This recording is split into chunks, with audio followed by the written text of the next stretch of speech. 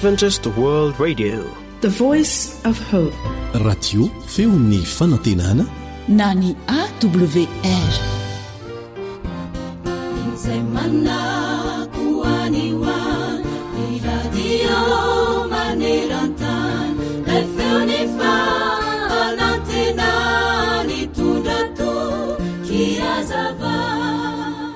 Indray andro ty ireny mpianakaviana iray dia nanantona nga Kandiji ary nangataka taminy mba hiteny ity zanany lahy kely mba tsy ho tia mihinana siramamy be loatra intsony.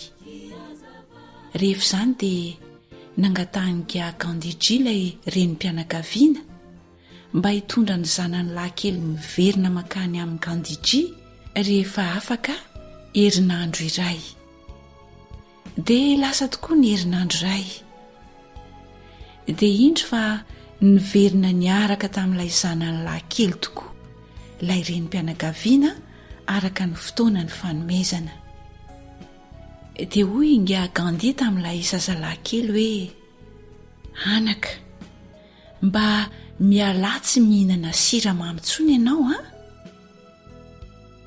Rehefa vita ny tenin'ny nga Gandhi dia nisaotra azy ilay renim-pianakaviana ary dia nanontany an'ny nga Gandhi avy eo hoe, fa maninona re no niandrasanao herinandro anankiray aty aoriana vao niteny tamin'ny janako ianao e?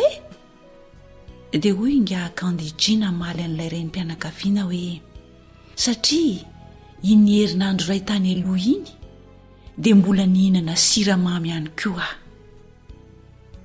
Ry ray aman-dreny, ry zoky, andraisantsika lesona tokoa izany tantara izany. Moa ve isika mandrara ny zanantsika tsy hanao an'izatsy na isa roa? Ny sasany aza be fananarana miaraka amin'ny toko sy andininy, kanefa na isika aza dia tsy mbola manao na miaina akory amin'ireo zavatra izay andrarantsika sy mampasika antsika tsy atao sy hananarantsika ny hafa. Aleo ary aloha isika miezaka eo mba amin'ny fitarian'Andriamanitra, miala amin'ny fahazaran-dratsy izay hananarantsika ny zanantsika na ny hafa, mba ohatra tsara ho azy ireny voalohany indrindra fa tsy ho mpitaro-bato vilam-bava. Ko amin'ny zavatra rehetra dia asehoy ny tenanao ho fianarana ny asa tsara, amin'ny fampianaranao maneho ny tsy faharatsiana ny fahamontinana. Titos toko 2 ny 7. Amen. Miteny ny Baiboly hanisan'andro no fonaina raisoao am-pofazamalaina fatomotrany andro izao.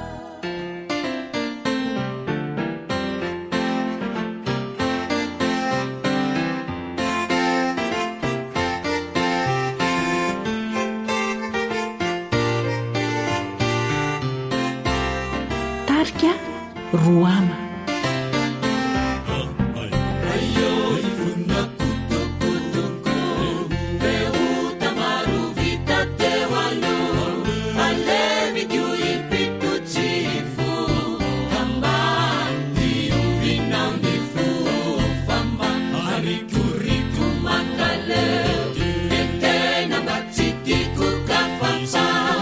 Izao tontolo izao, ilauza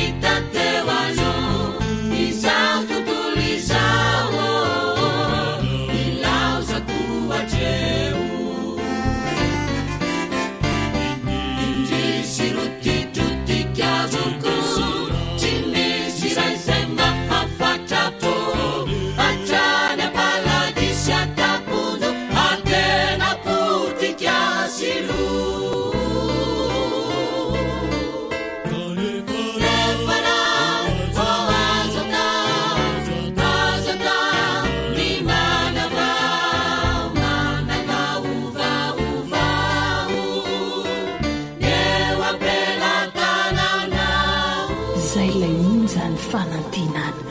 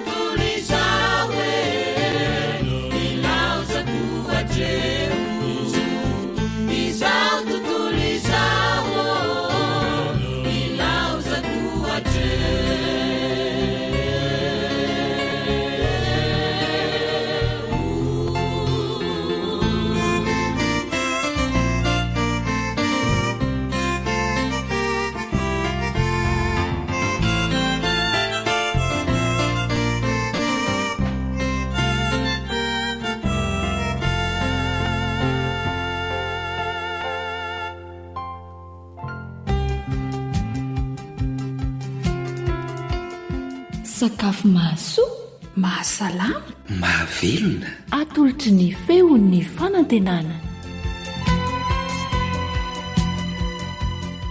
Dia fifaliana ho anay mandrakariva ny miaraka aminao amin'ny alalan'izao fandaharana izao. Manasanao hanaraka izany. Tsy nafa ny fomba fikarakarana voankazo. Ampiarahana amin'ny sirop no manay mba ho aroso antsika amin'ity anio ity. Koa dia mino finaritra indray ary. Na manao fanjaniaina no nolotra izany anao eto. Miaraka amin'ny samma isahana ny lafin'ny teknika.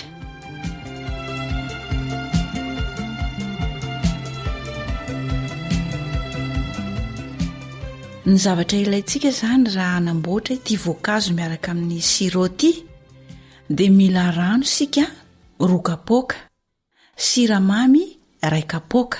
Izay izany no hanamboarantsika ny sirop.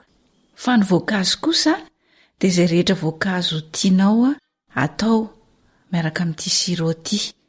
Dia mila siramamy ihany koa sika tapaky ny kapoaka ary rano 1 kapoaka. Ireo izany no atao miaraka amin'ilay voankazo, fa ny sirop averina ihany fa mila rano isika indroan'ny kapoaka dia ny siramamy 1 kapoaka. Izay no anaovana ny sirop. Fa ny voankazo isika dia izay tianao. Ary mila siramamy izany miaraka amin'ny voankazo eo amin'ny tapa-kapoaka eo dia ny rano 1 kapoaka. Raha tianao ny hamanimanitra ity voankazo miaraka amin'ny sirop ity dia azonao atao tsara ny mampifangaro izany amin'ny la vanille na ny cannelle na ny hoditra voasary arak'izay itiavanao azy. Ireo izany no zavatra ilayntsika ahafahana manamboatra ny voankazo amin'ny sirop.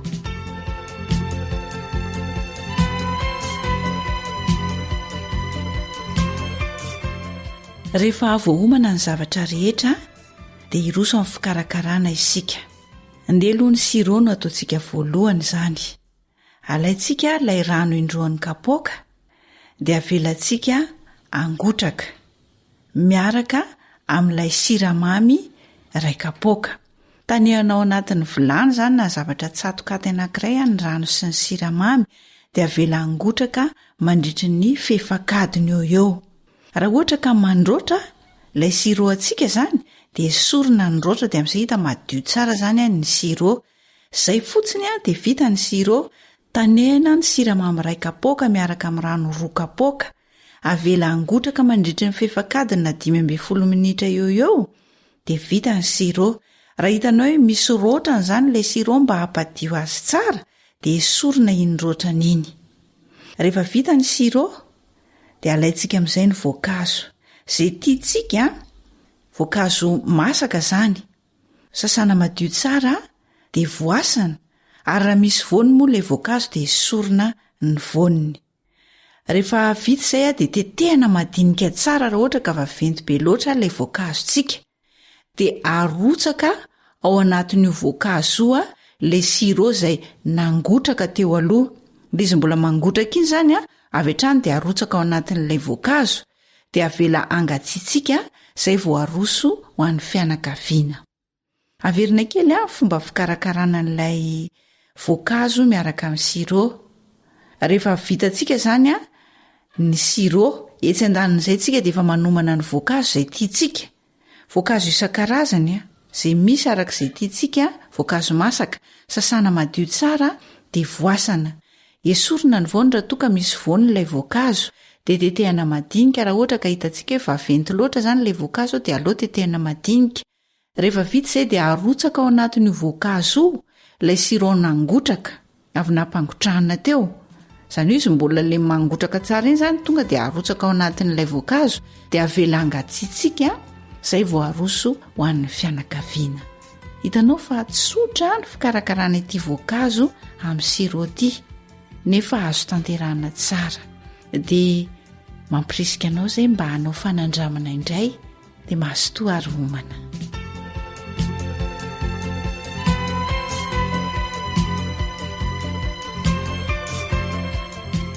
AWR Téléphone 034 06 797 62.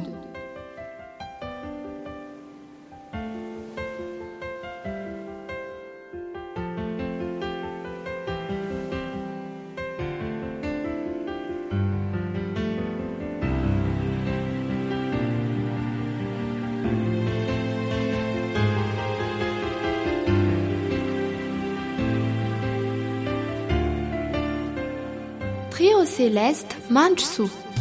Indro tompo atolotro anao ny foko raisoanjakao faefanao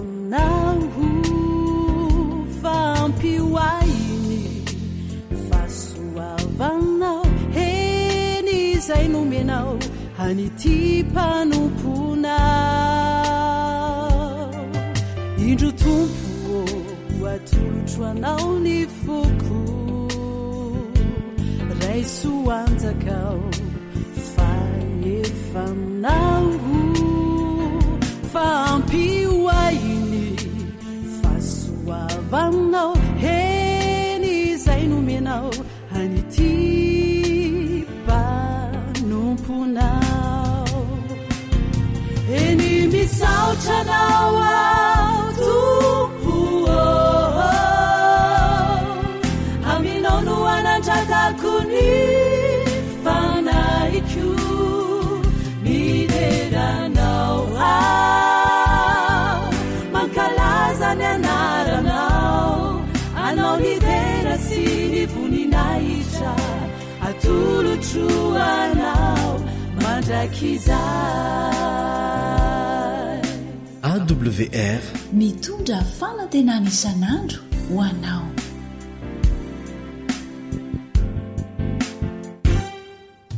Inonarino avaliko anao Jesosy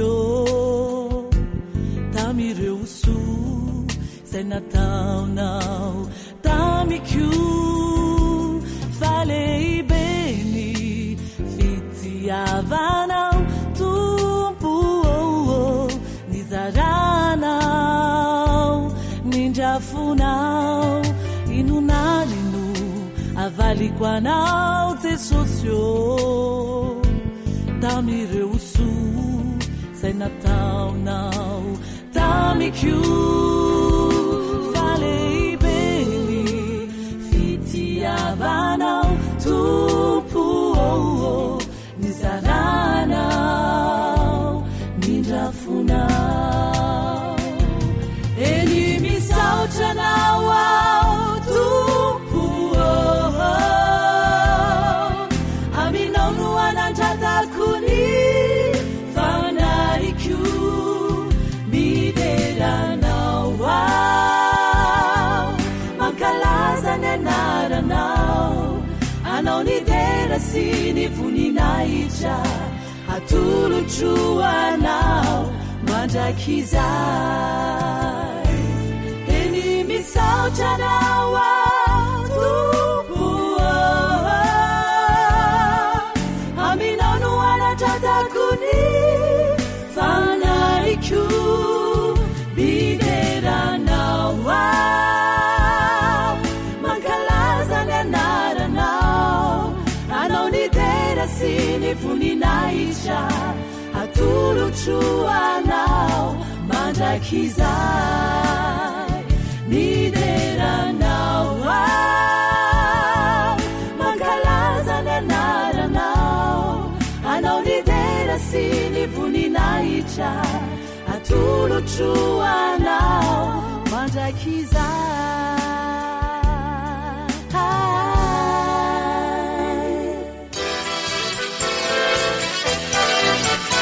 AWR manolotra ho anao feon'ny fonantena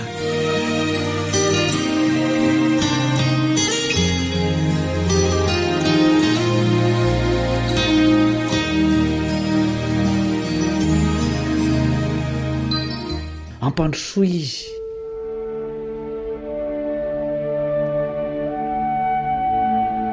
manasanao hiara-mianatra ny tenin'Andriamanitra aminao namanao kalebandretsikivy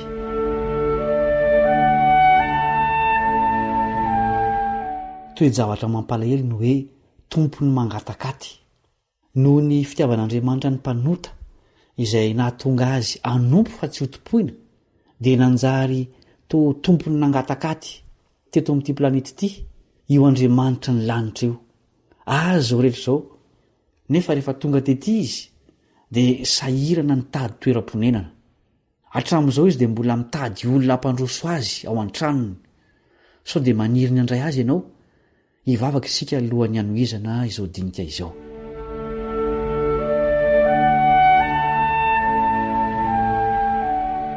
Ranay izay ny an-danitro misaotra noho ny androm-pahasoavana omenao anay izay mbola azahoanay mandreny teninao sokafo ny fonay andray ny afa-pitiavana avy aminao ary atao votany tsara aniriny teninao ny fonay amin'ny anaran'i Jesosy. Amen. Rehefa nampanorona fitoerana ho azy teto an-tany Andriamanitra dia tsy lapa mirentireny tsy lafo vidy no nasaina orina fa hatramilay nentina ny findrafindra. Taty aoriana dia nampanao tempolo tena tsara tarehy izy nefa dia rava koa izany. Naorina indray io tempolo io taty aoriana nefa dia mbola rava ihany ary tsy tafatsangana intsony hatramin'izao. Dia nitafy nofo ary nidina teto tany mihitsy ilay Andriamanitra izay naseho ny fitoerana masina sy ny tempoly. Tsy fantatry ny ankamaroan'ny olona akory izany nahatongavan'izany ary tsy nisy toerana ho azy afa-tsy tao amin'ny finanam-bilona. Luka 2:1. Jesosy Kristy avy any Nazareta no resahana amin'izany dia ilay tompony tompo sy mpanjakany mpanjaka izay tonga teto an-tany mba hanavitra ny mpanota. Taiza izy nonona? Tao an-dapa ve? Tsia. Zao no navalin'ny mpanorandalàna iray izay nikasa anaraka azy. Mateo 7:2. Fa hoy Jesosy taminy, ny amboa manandavaka ary ny voromanidina manana fialofana fa ny zanak'olona tsy mba manana izay hipetrahany lohany. Tsy tonga hisolo heloka ny mpanota fotsiny Jesosy teto an-tany fa nanorina ny fiangonana ihany koa. Rehefa nandroso anefa ny tantara dia niova koa fiangonana naorina io. Ireo fiangonana fito tany Ezia izay voasoratra ao amin'ny Apokalipsy 2:7 no amitina ny zava-niseho teo amin'ny fiangonana teo amin'ny tantaran'ity planeta misy antsika ity. Jesosy no nanorina azy ireo ary naorina fonenany tahaka ilay fitoerana masina tany anefitra. Mahagaga nefa fa niova izy ireo, niaratsy fa tsy niatsara. Laodikia ilay fiangonana farany aza izay fiangonana amin'izao vanim-potoana farany amin'ny tantaran'ny tany izao dia nahazo fanakianana mafy dia mafy. Tao milaza ny tenin'i Jesosy fa tsy monina ao anatiny izy. Hoy mantsy izy ao amin'ny Apokalipsy 7:20. Apokalipsy 7:20. Ino rehefa mitsangana eo am-baravarana ka mandondona. Raha misy mihaino feoko ka mamono varavarana dia hiditra ao aminy ka iara-misakafo aminy ary izy amiko. Mitsangana ny velany ary mandondona te hiditra ilay nanorina nyity fiangonana ity. Mampieritreritra izany toe-javatra izany. Jesosy no nanorina azy nefa izy indray tsy tafiditra ao anatiny. Soa ihany fa mbola misy fanantenana ho an'izay ao anatiny satria mbola mandondona te hiditra izy ary tsy manao ankeriny fa miandro voana. Inona indray moa ny tombontsoa lehibe mihoatra ny hoe miditra ao aminao Jesosy ary miara-misakafo aminao? Tsy ho an'ny fiangonana amin'ny ankapobeny fotsiny ity fanasany ity fa ho an'ny isam-batan'olona mihitsy. Ny kristiana tsirairay dia efa nanokana ny fiainany ho fonenan'Andriamanitra. Hoy ny apôstôly Paoly amin'ny Korintana 2:7. Tsy fantatrareo va fa tempolin'Andriamanitra ianareo ary ny fahanan'Andriamanitra nitoetra ao anatinareo. Nahoana moa Jesosy ny maniry ny onina ao amin'ny olona amin'ny alalan'ny fanahy masina eto an-tany?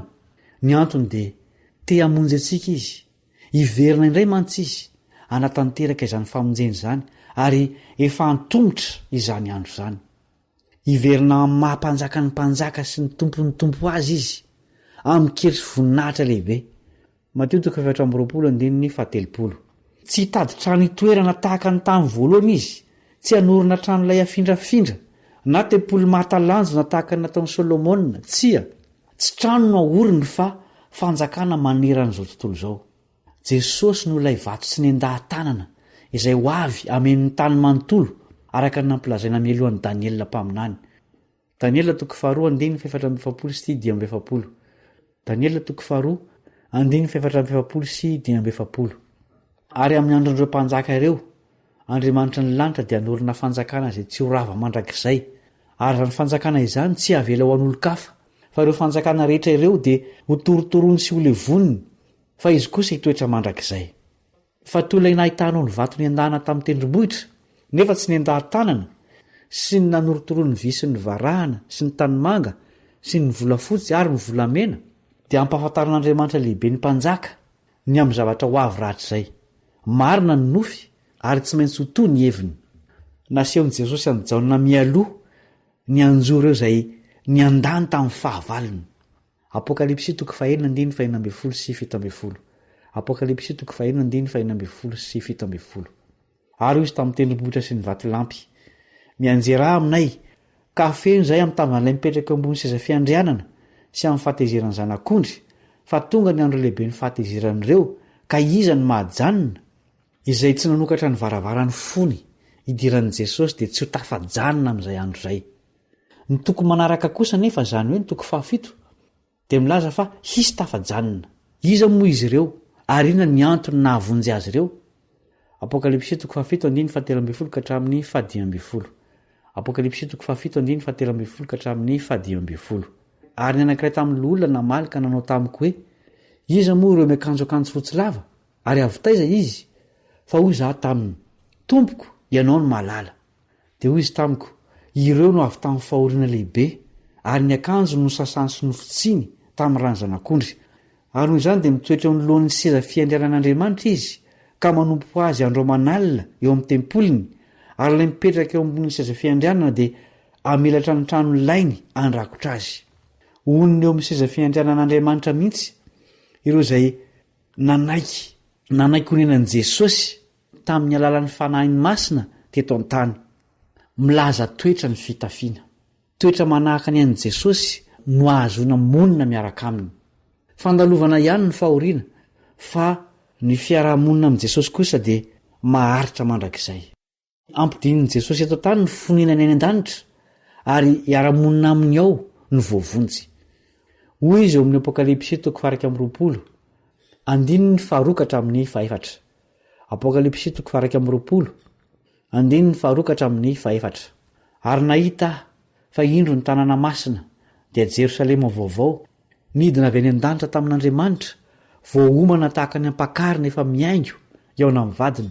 Ary nareo feo mahery avy teo amin'ny seza fiandrianana nanao hoe, indro ny tabernakelin'Andriamanitra dia eo amin'ny olona, ary izy hitoetra eo aminy, ary ireo olony, ary Andriamanitra no hitoetra eo aminy dia ho Andriamaniny, ary ho fafano ny ranomaso rehetra amin'ny masony, ary tsisy fahafatesana intsony, sady tsisy alahelo na fitarainana na fanaintainana, fa efa lasa ny zavatra taloha. Ry-piaino malala, azontsika tao ny ho tafiditra ao amin'izany fiainana feno fahasambarana izany, satria fantatsika ny fomba hatongavana any dia ny famoahana ny varavarany fo mba honenan'i Jesosy dieny ety an-tany. Ny safidy atao ety no hamaritra ny ho avy mandrakizay. Meteza ho isan'ireo antsoin'i Jesosy hoe olona masina, dia ireo izay mino azy sy mitandrina ny didiny. Apokalipsy 4:12. Hivavaka isika.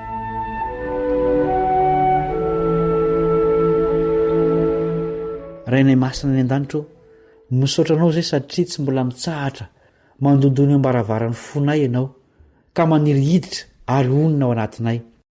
Ampio izahay androaka izay rehetra mibahanao aminay, ary mba hanokatra ny varavarana mba hidiranao. aza velangatakandro intsony zahay satria fantatray fa efa nitongotra ny fotoana iverenan'i jesosy zanakao eny amin'ny raony lanitra. Amin'ny anarany no angatahnay izany vavaka izany. Amen.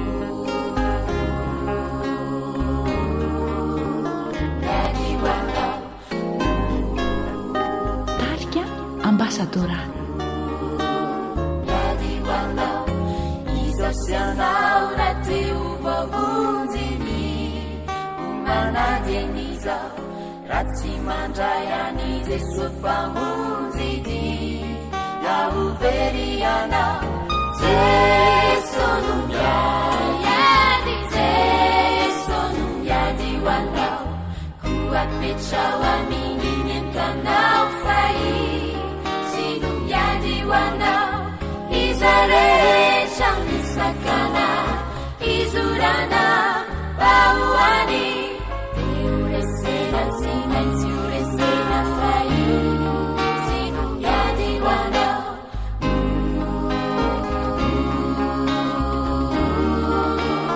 Yadiwanao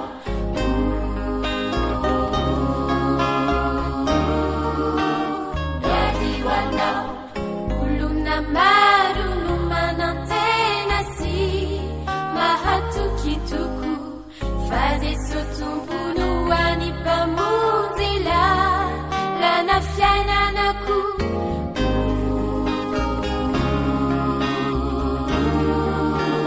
Yadiwanao AWR mitondra fanantenana isan'andro ho anao.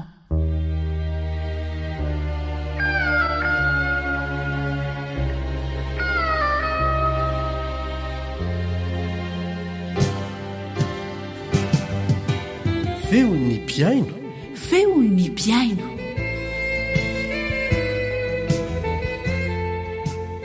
Dia fa le miraba ny piaino rehetra mpanaraka ity fandarana feonao piaino ity. Fandarana izay ahafahanao manaraka fijoroano vavolombelona, ny valan'ny fanontaniana alefanareo aty aminay sy ny maro hafa ihany koa. Miaraka aminao amin'ity anio ity ny namanao Eliandre Mitanso. Manao na ary ny endriky ny fandarana feonom-piaino amin'ity anio ity hamaly fanontaniana isika, fanontaniana napetraka ao piaino makasika ny AWR. Misy koa fanamariana tsara ho fantatra fifampitaizana moa ny fiainana mikasika an'ireo fitaovana izay vokarin'ny AWR ny tokony fantatsika makasika an'izany. Dia izy koa fijoroano vavolombelona izay hozaraina aminao izay inona fa ankafizinao hatrany hatrany.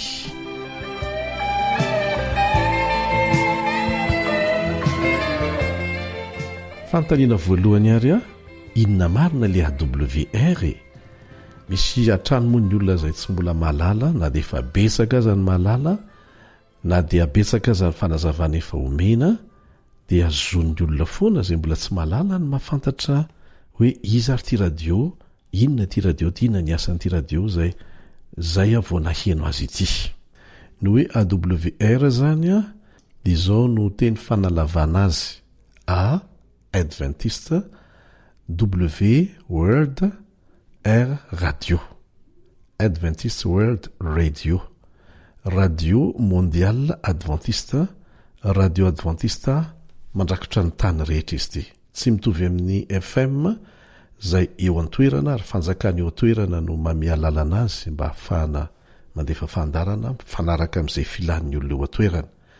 Fa mitovy amin'ny BBC, Radio BBC an-dry anglisy, na ny RFI an'ny frantsay, takan'izany koa la Voix de l'Amérique an-dry Amerikanina, ny Radio Vatican an'ny fiangonana katolika. Ny mampiavaka azy ireo dia radio mahazo alalana avy amin'ny firenena mikambana handrakotra an'izao tontolo izao. Zao tontolo izao fa tsy faritra voafetra fotsiny akory.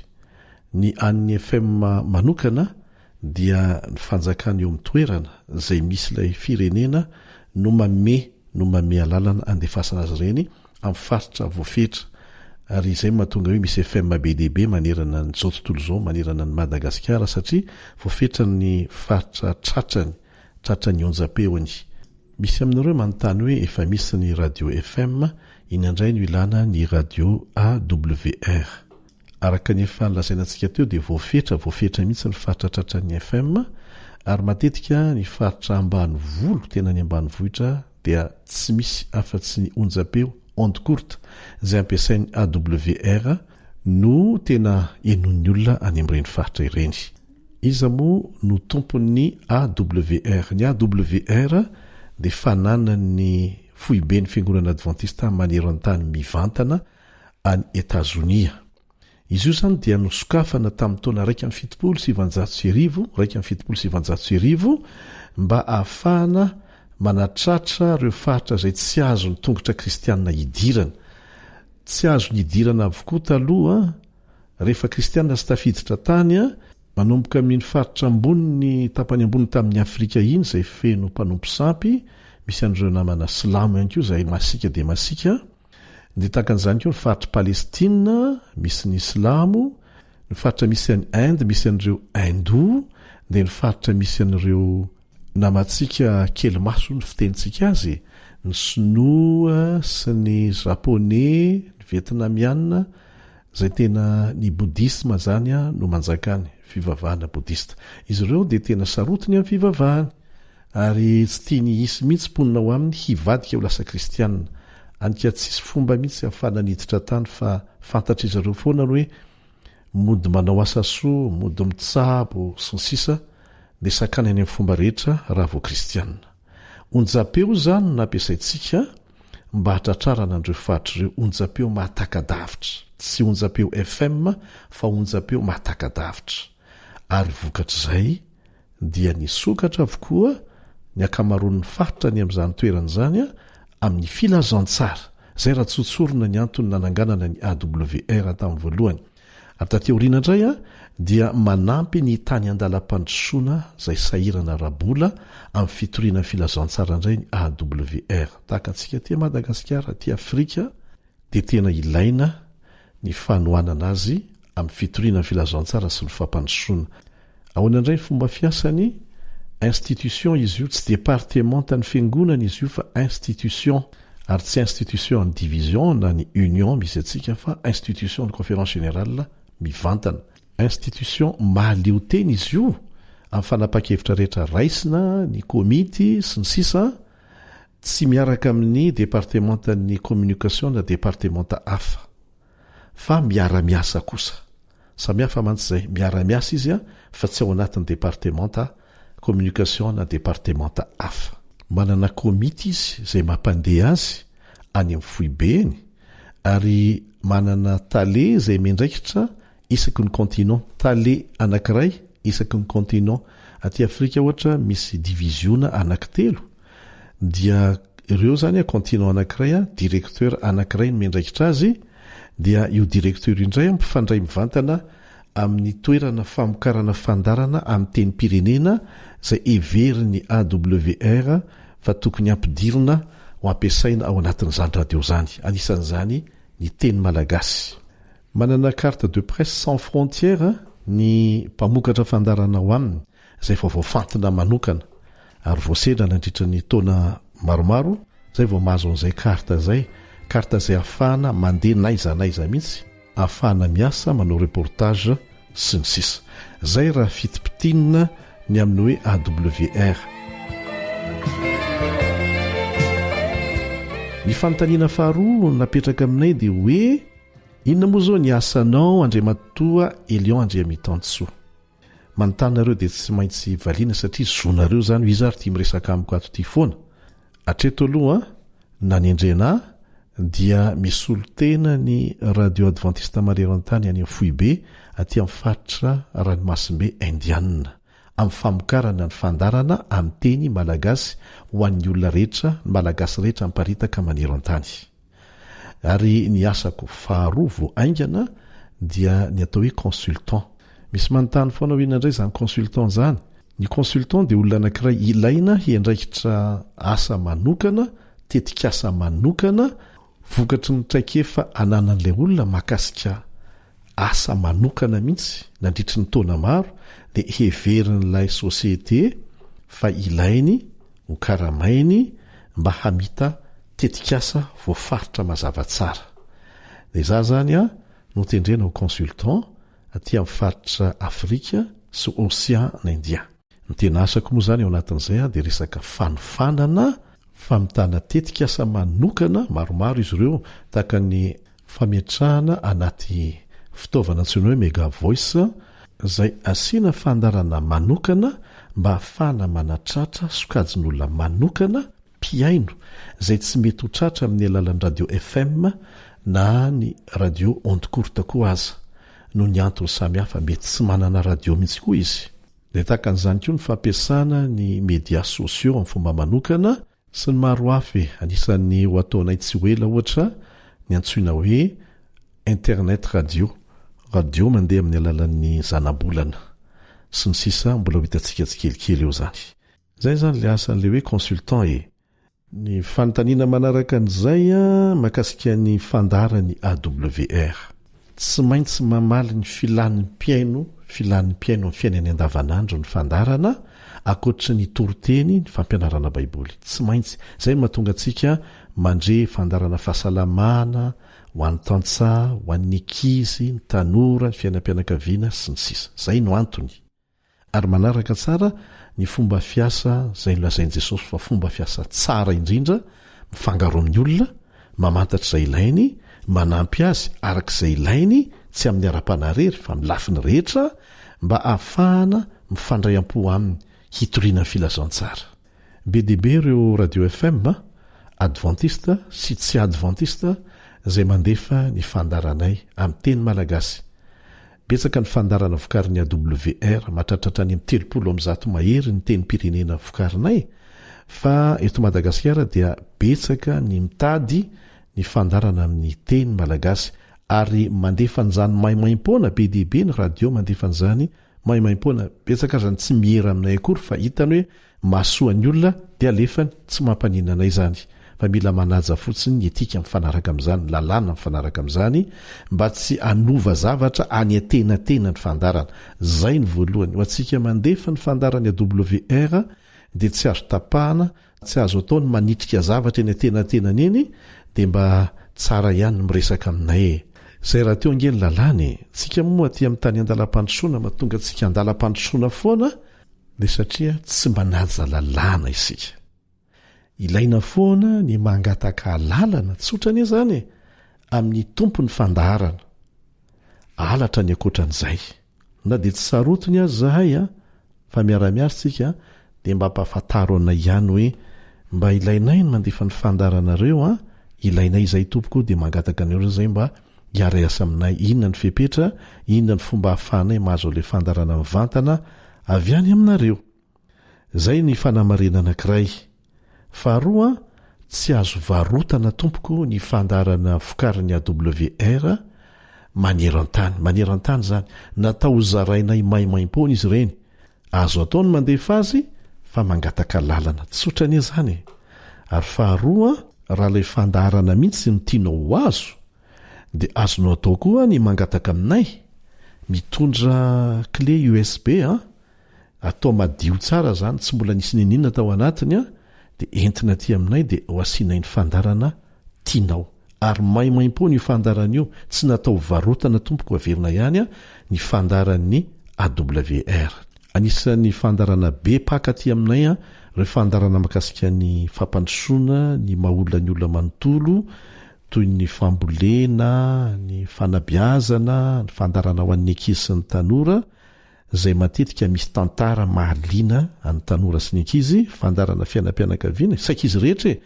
Ny ara-panahy moa ny tena be dia be anisan'izany ny boky hery mifanandrina izay fa azo enona amin'ny sofina, ny diony kristy koa tahaka an'izany, ny baiboly ray manontolo ananantsika azonao enona fa be dia be nareo no nahazo rehefa mizara maimaim-poana koa ary isorana nareo zany zay mahazo maimaim-poana dia mizara maimaim-poana fa azonareo atao tsara manatona anay.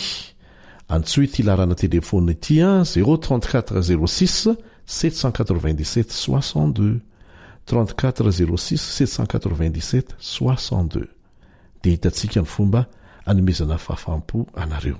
Fadio dia fadio re tompoko le fakana tahaka fandaharana na feo na soratra na amin'ny alalan'ny sary na ny video ny sarymihetsika fa tena fahotana zany, tena zava-doza izany. Indraindray misy miteny hoe asan'Andriamanitra io, asa soa io ko aloha ataonay ampiasainay tsy akera aminareo mihitsy.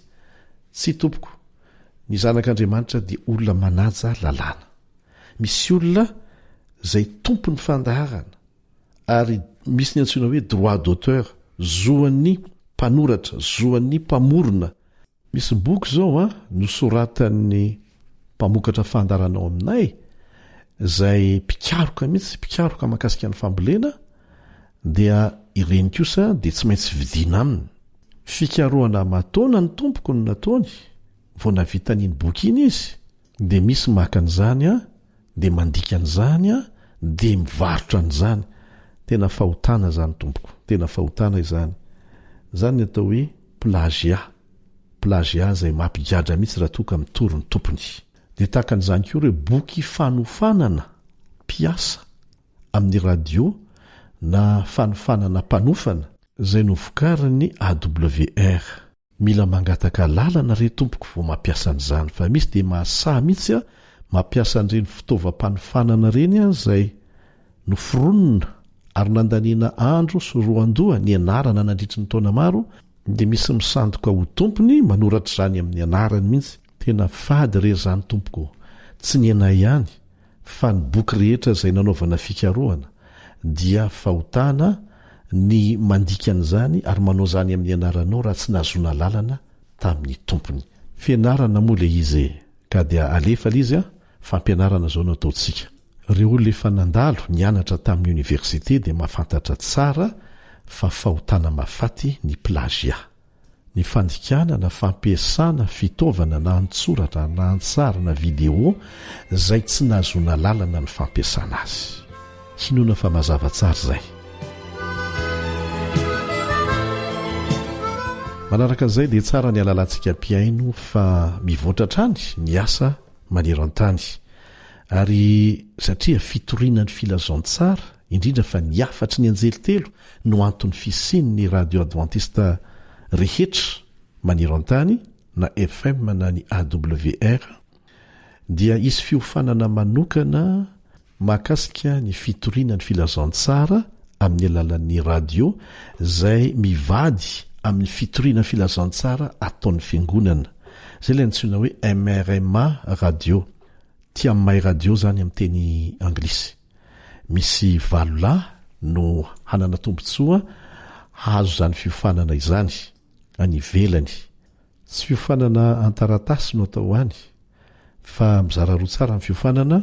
Misy ny fiofanana teorika zay tsy maintsy andraisan'ny mpandray anjara fitenenana, fifampizarana traikefa isa-maraina, ary araha ny fiofanana fampiarana avy hatrany zany isaky ny tolakandro. Mivavaka manokana ho azy ireo isika, ny tenako moa zany no hitarika andreo delegasiona ireo tsy maintsy manao fampiarana azo tsapahitanana avokoa izy ireo rehefa miverina avy any. Ka ny antso atao amintsika mivavaho azy ireo, mivavaho azy ireo ary mivavaha manokana ho an'ny fampiarana zay ataon'izy ireo rehefa miverina avy any. Ireo zay fa nanatrika an'izany fiofanana izany maneran-tany ary mampiatra an'izany dia miroborobo nisan'ny olona manolo tena ho amin'ny batisa. Atraizatraiza izany.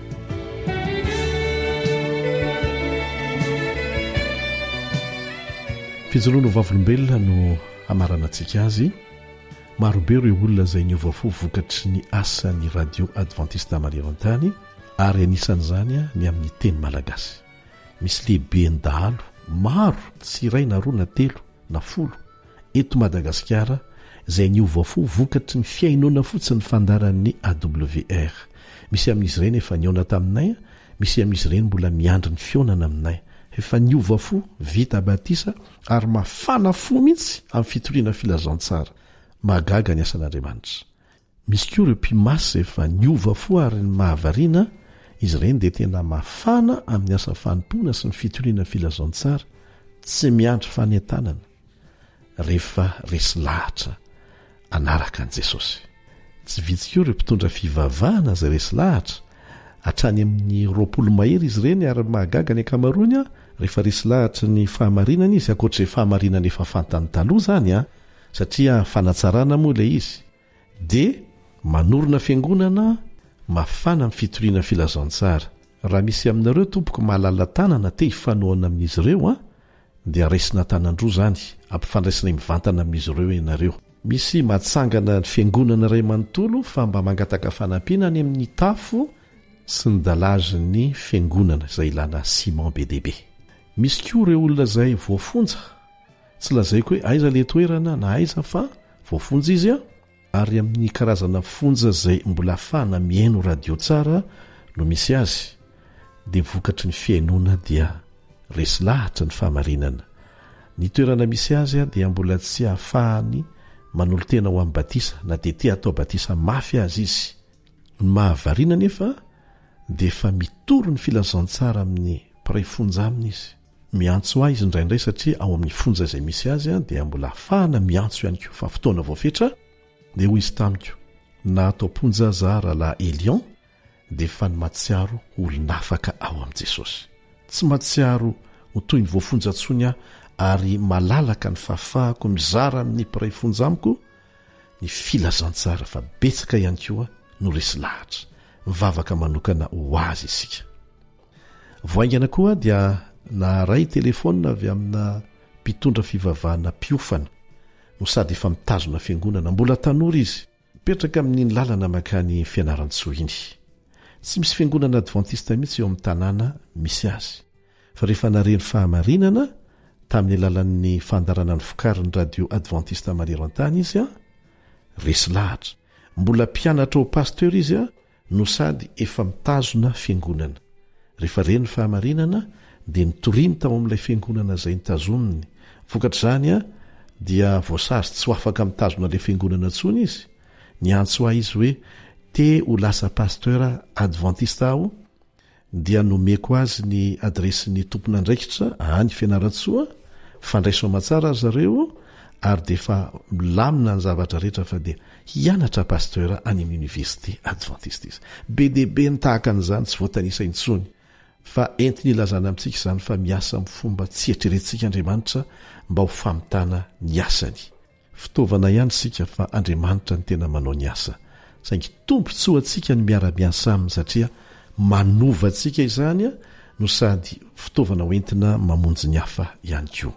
Tsy nampiasa anjely Andriamanitra mba hitoriana ny filazantsara fa olombelona tsy tanteraka no ampiasainy mba hafana mamola volany olombelona tsy tanteraka io amin'ny alalan'ny fiara-miasa aminy. Izany no anovantsikelikely azy ireo tahaka an'izay nataon'i Jesosy tamin'ireo mpianany mpianatra tsy nahita fianarana angeny akamaroany tady izay hohaniny isan'andro manjono amin'ny alina dia mivarotra maraina vao mahita izay hohanina zany ny akamaroany. Olona nanana toetra izay masika ratsy tsy no heverin'ny olona hiova mihitsy kanefa gaga izao tontolo izao fa izy ireny ny loha laharana tamin'ny fitoriana filazantsara izay tonga aty amintsika amin'izao fotoana izao. Ka manentana anao izay hiara-iasa amin'ny fomba samihafa azonao ataony miantso anay dia ho zarainay aminao ny traikefa izay anananay mba handraisanao anjara ny fitoriana filazantsara ihany koa.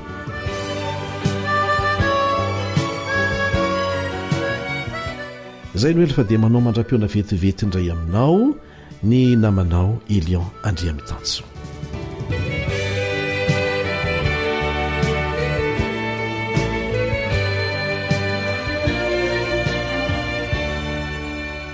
Ankoatra ny fiainoana amin'ny alalan'ny podcast dia azonao atao ny miaino ny fandaran'ny AWR sampana teny malagasy amin'ny alalan'ny Facebook isanandro amin'ity pejy ity AWR feon'ny fanantenana.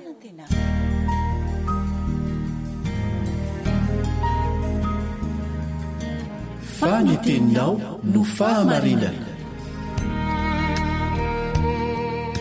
Taridalana manokana fianarana baiboly avoaka ny fiangonana adventista maneran-tany.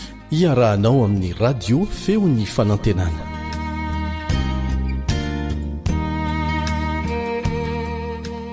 Mirary anao ho finaritra izay eo ampanarana izao fiaraha mianatra ny soratra masina izao. Andeha hiara ifafaka isika.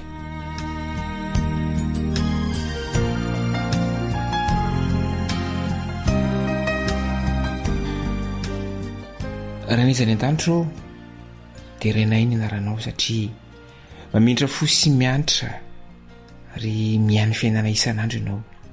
Sokafindray ary ny sainay andray ny afatra avy amin'ny teninao amin'ny anaran'i Jesosy Kristy. Amen.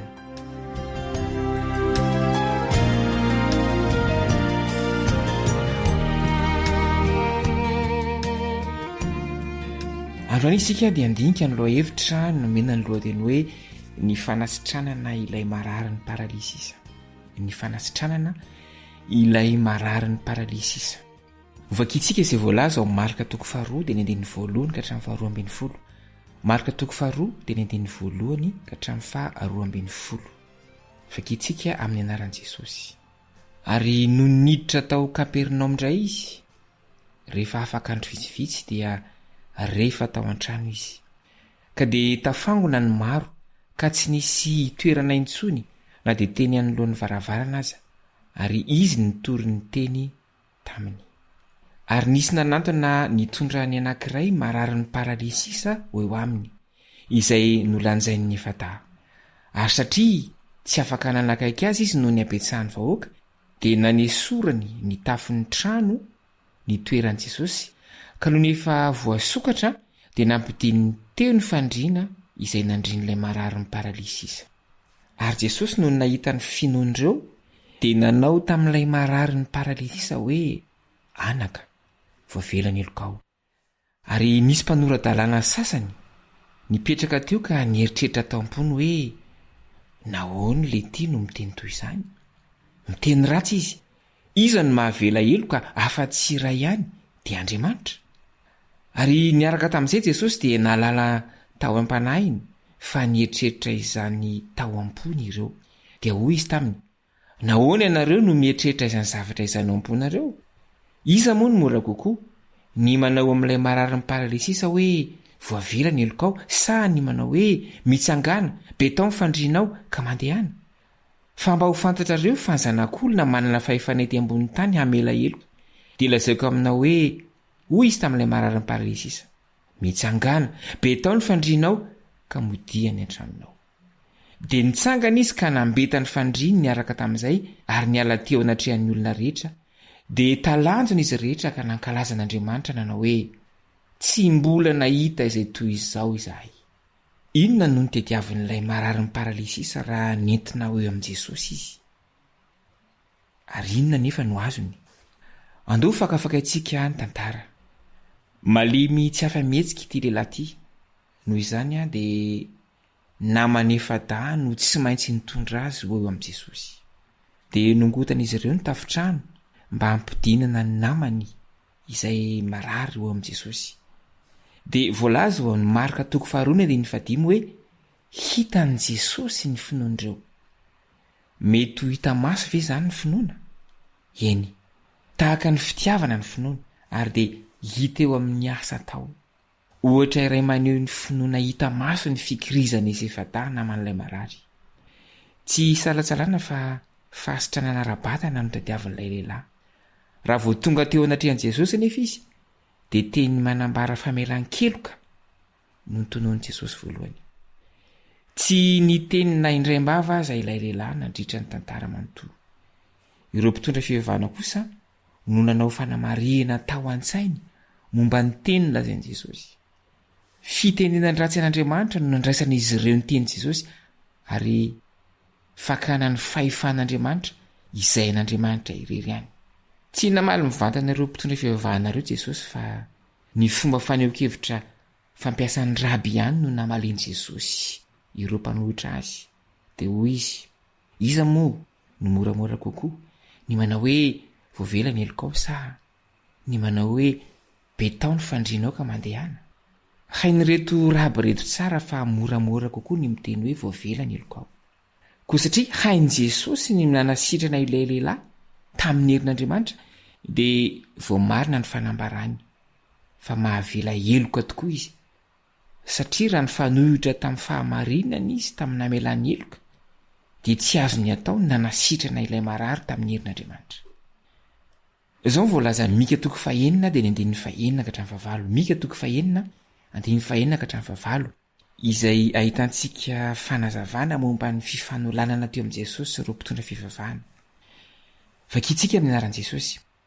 Inona no entiko manantona an' Jehovah sy miondrika eo anatrehan'Andriamanitra izay any amin'ny avo?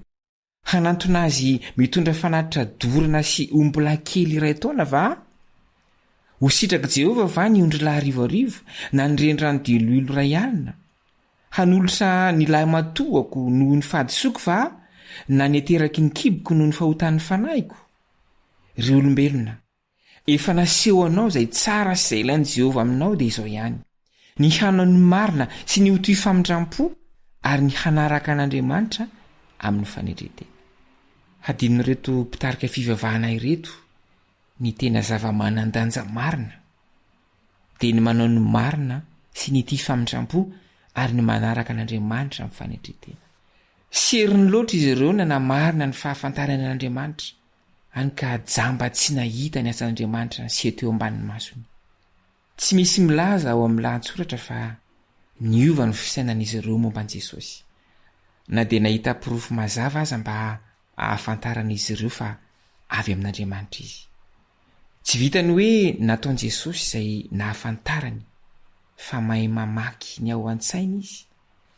Izay zavatra tsy vitan'olombelona, fa nositrany teo masina izy ireo koa ilay marary ny paralysisa tamin'ny fomba izay tsy azon'izy ireo ny lavina. Mety ho seriny loatra amin'ny fombafomba mpivavahana ihany koa zasy ianao, ka dia hanadino ny tena zava-dehibe ao amin'ny fivavahana marina. Sahoana, mila hazavain'ny soratra masina eo ambany fitarihan'ny fanahy masina isika mba tsy ho latsaka amin'ny fandrika izay nahazo ireto olona ireto. Asaka anao andao hivavaka isika.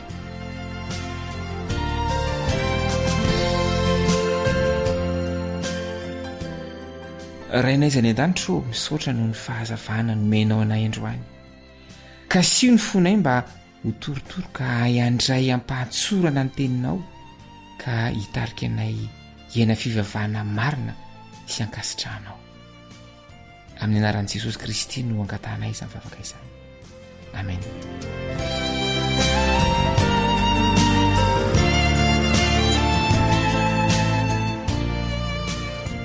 Misaotra anao nahatratra amin'ny farany mba mifotoana anao indray amin'ny fizarana manaraka. Veloma tompoko.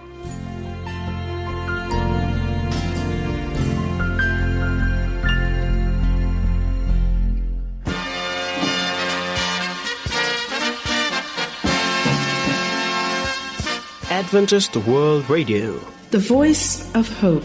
Radio femon'ny fanantenana.